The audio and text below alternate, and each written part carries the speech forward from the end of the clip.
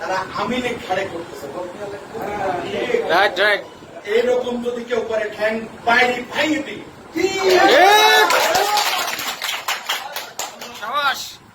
কোন বিএনপির নেতা যখন আওয়ামী লীগ ক্ষমতায় ছিল আপনাদের কি কাঁধে তুলছিল নাকি আওয়ামী লীগেরা?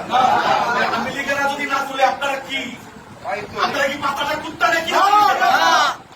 যদি পাতাটা কুত্তা হয়ে থাকে তাহলে কাঁধের পুরাবাদ তুলেন। আর যদি মনে করেন যে আমরা জিয়াউর রহমানের আদর্শের সৈনিক তাহলে আওয়ামী লীগ ঘাড়ে তুলেন না। অনুরোধ করে বলতেছি আপনাদের সবাইকে, এই বাড়িতে আসতে হলে আওয়ামী লীগ বাদে আসবে। যারা বিশৃঙ্খলা করতেছে খোঁজ নেন, প্রত্যেকটা ইউনিয়নে প্রত্যেকটা ওয়ার্ডে আপনারা খোঁজ নেন।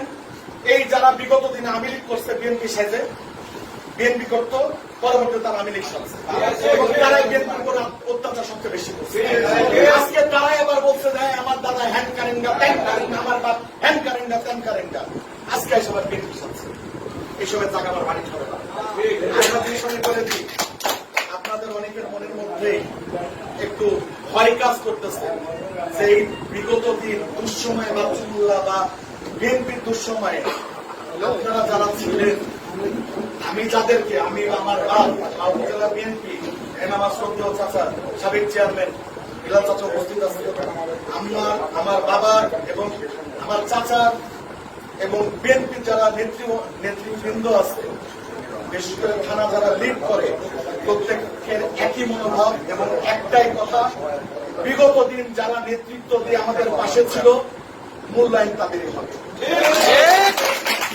আমাদের কাছে এখন হাজার হাজার মানুষ আসতেছে, বিশ্বাস করেন 70% মানুষ চিনি না। এই কথাটা আমি বিলাল চাচা যেদিন হচ্ছে আমরা ফুটবল মাঠে আমরা প্রোগ্রাম করলাম, এই প্রোগ্রামের জন্য আমি বিলাল চাচা আর আমার মেজো চাচা আমরা বসছি, বসার পরে আমার বাপ বলতেছে যে যারা আসছে 70 to 80% মানুষ চিনি না। বিলাল চাচা উঠে বললো যে ভাই আপনি যদি না চিনেন তাহলে আমরা চিনি। এটা বাস্তবতা, আমাদের কাছে আসবে, তারা আসুক না, আমাদের সঙ্গে এইটা নিয়ে আপনারা কেউ উদ্বিগ্ন হবেন না।